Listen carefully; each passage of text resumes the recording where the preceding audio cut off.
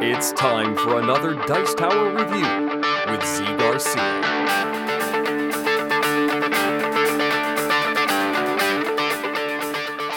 I'm a huge fan of post-apocalyptic settings. I like it in movies and books and in board games.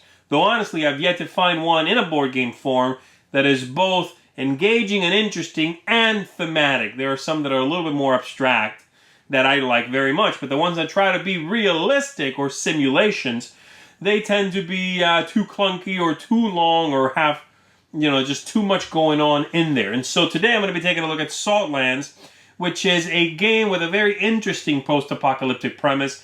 And the idea is the oceans have dried up, and you are going to be racing around the beds of those dried oceans, avoiding marauders, avoiding smokers, whatever you want to call them, people that have vehicles, powered vehicles, whereas you are riding around in land sails. It's a very, it's a nice twist on post-apocalyptic ideas, but is the game any good? Is it interested? Is it engaging? Does it fix those issues I've had with previous post-apocalyptic games? Let's take a look.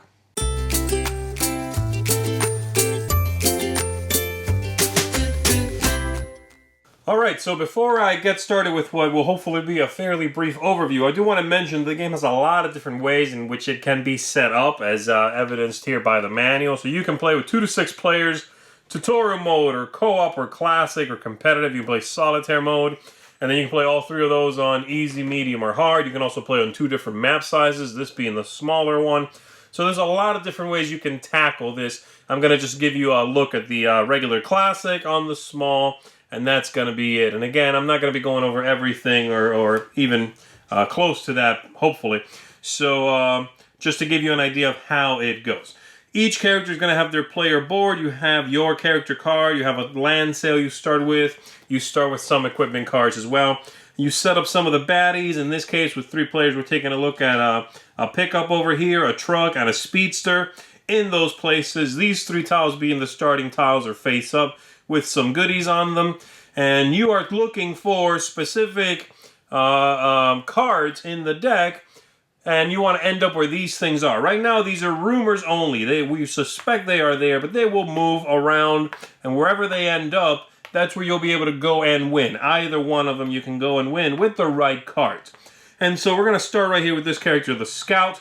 At the beginning of the first turn, you put them anywhere in the 3 hexes in the center, and then you can take actions. Your actions are move. You can move once per turn, and then you can use characters to take other actions. Sometimes you can play cards for actions that don't require a character, and so the cards are going to have the image of whatever the thing is, usually 1 action, sometimes 2 actions, 1 at the top, 1 at the bottom, and sometimes they require characters to trigger them. Sometimes they require that you discard the card, and so on. And so, for the first turn, they're going to start right here. I'm going to use my land sail, I turn it, and I'm going to use the wind to move around. This dial here is for that purpose, and it tells you in which directions you can move and how far per action.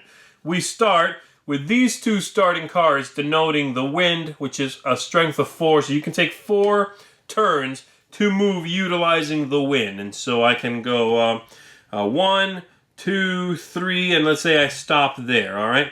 I'm going to then use a character to take one of these tokens, which are character actions, and so I could pick this up and use it. And these tokens come in a variety of things. Some of them are going to give you the cards you need to win the game. In this case, those green cards, the seeds. Sometimes they give you more crew, and crew comes from this deck, it looks like so. You put them in your party there, and they help you take more actions. Though typically they will reduce your hand size that is pre-printed on here. There's a 5 there. If you have a crew in that spot, your hand size will drop to 2 for that spot. Okay, and your total hand size is the addition of all of those. This one, in this case, lets me draw 3 cards from this deck here. So I'm going to get rid of the token, and then I would draw 3 cards. So I have some armor there, a helmet, that's armor. I have some fuel that lets me move farther in a mechanized vehicle, or I can be used as a weapon. And, I got a crossbow, which is also a weapon. This one, armor piercing. All right? So I have those 3 cards. And then I am going to pass because I have no more crew and I don't think I need to play any more of these cards. So that is it. Though be aware I could possibly do some more things if I wanted to. Once that's done, then I got to do something for the bad guys. And I'm going to activate one of the kinds of vehicles in the game. So I would flip over, let's say, for the pickups. And the card looks like this. It tells you some stats, how far they move, what kind of terrain they can move on, the amount of crew, if they have some armor, and what you get if you beat them.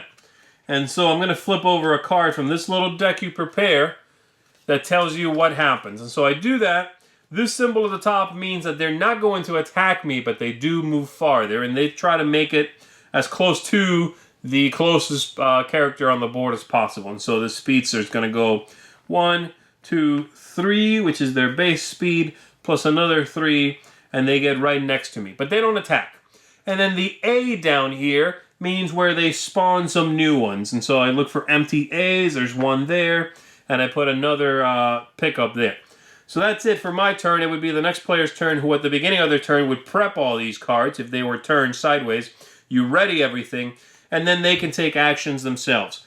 So they're going to start there. I'm going to go, let's see, 1, 2, let's go 3, and let's go 4 over here. And let's say, just for the sake of argument, that this token was actually one of the characters, just because I want to grab another one.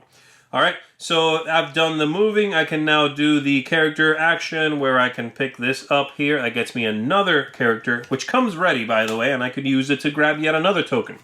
So I could now use this character to play one of my cards if it would benefit me. At first, you are sort of just grabbing up and gearing up for the fight that's going to descend upon you and exploring the landscape. And that's it. And I would flip one of the cards for one of the types of vehicles that hasn't been triggered yet. So I could do the trucks or I could do the speedsters. Once all 3 have been triggered, so 1 truck, 1 speedster, 1 pickup trigger. Again, that's only for 3 players. We go back to the first player, and on your turn, instead of triggering one of those, you flip over a new weather card. It's going to replace the oldest weather card. There's always 2. And sometimes it has an action on there. In this case, I would turn the wind dial a little bit to change the way in which it's blowing, the direction it's blowing in, and make land sail a little bit different. You can also, in the game, if you are next to a vehicle, you can attack that vehicle with these cards. And so, for example, let's say I'm going to attack, let's say I have, I don't know, let's grab some cards here and do whatever I want. Let's say I got the crossbow here. I can play it. It does not require a character action. It tells you right there in the corner. There's no little symbol for a character. It does show a broken card, though, which means it's a one-time use. So I can play this next to a speedster. Speedsters have 2 characters in there, but no armor. So 1 hit, let's say it's this person next to that speedster there. 1 hit would turn the speedster, let's change that around. 1 single hit kills 1 of the crew. And so you take the card and flip it upside down, and that means you've hit it once. If I then play another card the same round, that kills it outright. So for example, I can play that spear there, turn a character sideways, give him the spear for right now. It says it doesn't break the spear, so I'm going to be able to pick that back up. Then I completely wipe out the speedster.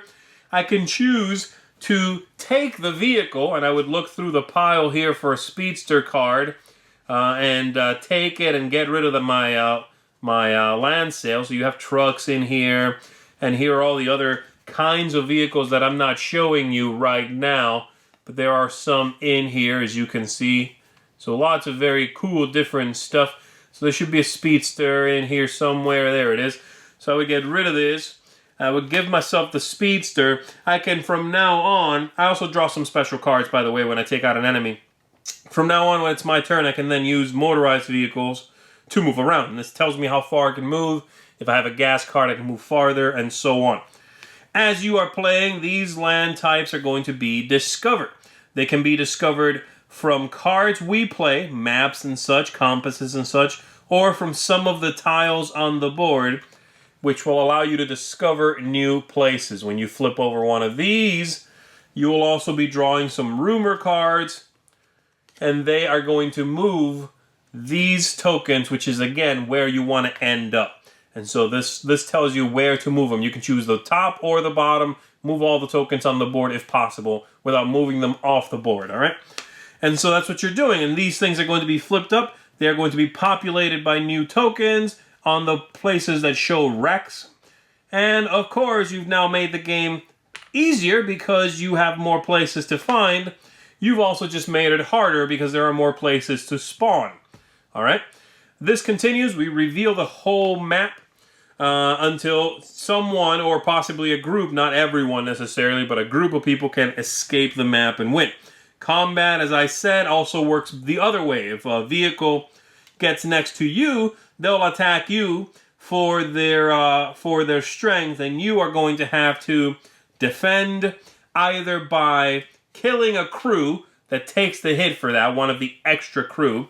You can also play a card that allows you to heal, and that saves you. Or there's armor that can save you. But if not, your character will die. And again, depending on the mode in which you're playing, they will respawn. If you're playing easy, they'll respawn once. If you're playing medium, or if you die, you are out of the game in hard mode. And that's the general concept of the game. As you can see, there's quite a bit going on here, but it boils down to racing around the desert, gathering goods, grabbing some weapons, buffing up your character, having what you need to survive, counting how far you expect these characters to get, so you can stay clear of their attacks. Cooperate with the other players. Even if it's not cooperative mode, you usually don't want to upset everybody because it's very tough to win together. So you might make alliances in the game. And ultimately, reveal as much as possible. Grab the cards you need, which are in this deck here. And this deck can just sit face up on the table because you can just go through it and find what you need. And so, for example, if I grab one of these tokens here, you grab the corresponding card. That's the way you win. It also has a special effect down at the bottom if you discard it, but you got to be very careful about that because you need these to win the game. And so that's basically the concept. Go through the cycles. The attacks from the vehicles are going to get harder and harder because for the first flip you'll have that, but then second round they'll attack for one and they'll have some spawn points. Things just get tougher as you go for each of the vehicles. And these are randomized to each vehicle, by the way. So that's a lot of spawning, but they just move on that one. That's the final attack. At the end of that round, the sixth round, if nobody still won, then everybody's going to lose because you just took too long to escape this piece of the Saltlands. And so that's it. Hopefully that gives you sort of a good idea of how this all sort of works together, how it all clicks and operates. Again, not something I would say you can play based off my very simple overview here, but it should give you a flavor for the whole thing. So let's go back up top. Let me tell you what I think about Saltlands. There is a ton to like in this game. I'll say that right now, and I enjoy most of what's on offer here. There's a few things I don't like, and I'll talk about those things first. The game is a little on the long side. And I'm talking about playing on the short map too, the smaller map. If you play the larger map, it's too long. In my opinion, that's too long of an experience. I also thought that some of the mechanisms, like for example, the land sails and using the wind to move around, very cool, clever, interesting. I think it's a well-implemented system that then very quickly becomes obsolete because I want to go out there and grab a car. And so once you have that, it doesn't matter which way the wind is pointing, and it doesn't matter how far you can go on a sail and all of those things. Because you want the reliability of a vehicle. Usually. They don't run out of gas. You can typically always go, and especially if you can get one of the bigger ones, like a truck, that comes with built-in defense. It's got one shield built in. That's huge, because you really need to defend yourself in this game. So those are two of my bigger issues in the game. Other than that, and there's a couple of other little things, but other than that, this is a very well-produced and interesting game. The look is fantastic. You can discern that for yourself, obviously, so I'm not going to go into it too much, but for me, it really sings to me. I like the world building, that they've done in this game. It's very Mad Maxian, right? So I like that a lot. The gameplay is kind of like a pick up and deliver racing game, sort of, with obstacle avoidance. That's sort of the best way I can put it. It works well, and it's not too convoluted. You know, it's going to take a couple of reads of the rulebook, I think, and figuring out some of the more nuanced aspects of the game is going to be tricky, you know, but it's engaging, it's interesting. The turns are fairly quick, you know. It's just that mechanically, it's a little iffy with some of the choices they made. That's all, you know. I also really don't like the whole, if a vehicle, they have two crew, let's say, if it takes one hit and you kill one of the crew members in that vehicle, you flip it face down. It's very visually jarring. It's just not very attractive. I wish I would have figured out a different way to tackle that. Like, you have to kill it all in one go. You know, if you don't kill everyone in the vehicle in one go, you just pretend you killed no one in it. Something like that. It's not visually appealing. It kind of messes up the look of the whole thing. But other than that, an engaging game. You know, I think it's the stuff in it, the characters and their special powers, the goodies you can find, this very, you know, finding the stuff, the water and the seeds, and figuring out where in the distance you're supposed to go to escape these marauders. That's all a real great vibe in this one. So I would recommend it. It's not perfect. It does not fix all those issues I've had with some post-apocalyptic games. But this is one of the better ones. I'll say that. I've enjoyed this one more than many of the other ones because it's got some of the things I want them to tackle. Traversing terrain, combat, gathering goods, looting, you know, but it tackles them fairly straightforwardly. So it's a good one. This one's going to get a seal of approval from me. If you are okay or much more forgiving about the length of time that a game takes, then perhaps it'll be a little bit higher up on your radar. For me, it's a little outside that comfort zone, but it's still very interesting and engaging. And I love, like I said, the world building here, so seal of approval from me. Look into it, everybody. Saltlands. Thanks so much for watching the Dice Tower videos. Find more great videos and reviews, as well as our top-rated audio podcast at Dicetower.com. You can also find other great shows at Dicetowernetwork.com. I'm Eric Summerer, and you've been watching The Dice Tower. The Dice Tower is sponsored by Cool Stuff Inc., where you can find great games for great prices. Cool stuff in stock. Check them out at CoolStuffInc.com.